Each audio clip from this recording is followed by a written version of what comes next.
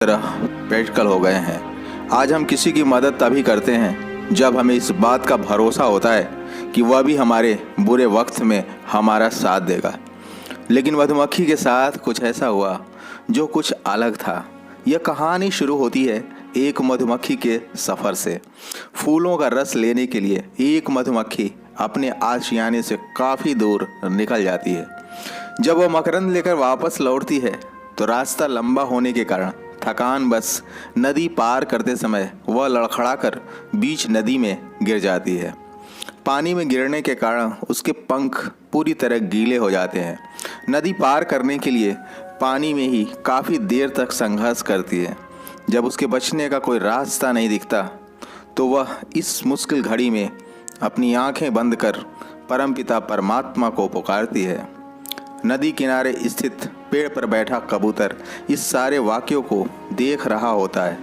उसे मधुमक्खी पर तरस आ जाता है और उसे इस बात का एहसास होता है कि मुझे किसी तरह इस मधुमक्खी की जान बचानी चाहिए।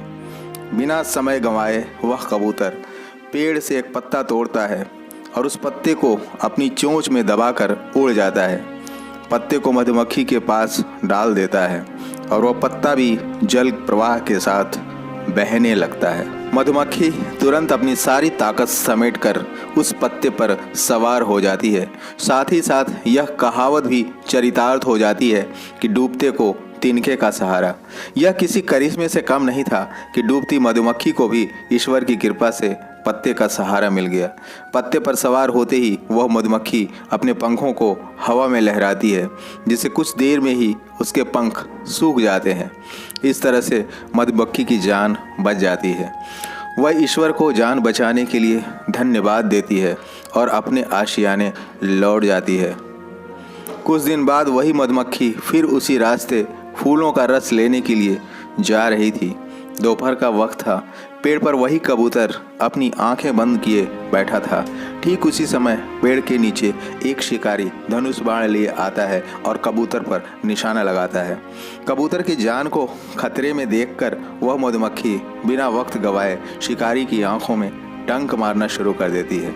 शिकारी दर्द के मारे बिलबिला उठता है, उसका निशाना चूक जाता है और इस तरह से कबूतर की जान बच जाती है। कबूतर ने बिना इस बात का विचार किए कि मेरे बुरे वक्त में मधुमक्खी भी मेरी मदद करेगी, उसने लाचार और बेबस मधुमक्खी की जान बचाई और आज इसी मधुमक्खी ने अपने ऊपर किए उपकार का कर्ज अदा कर दिया था। दोस्तों, भला करने वालों के साथ कभी भी बुरा नहीं होता। जब कोई भी उम्मीद शेष नहीं रहती तो ऐसी मुश्किल घड़ी में ईश्वर स्वयं मदद के लिए कोई न कोई जरिया भेज देता है।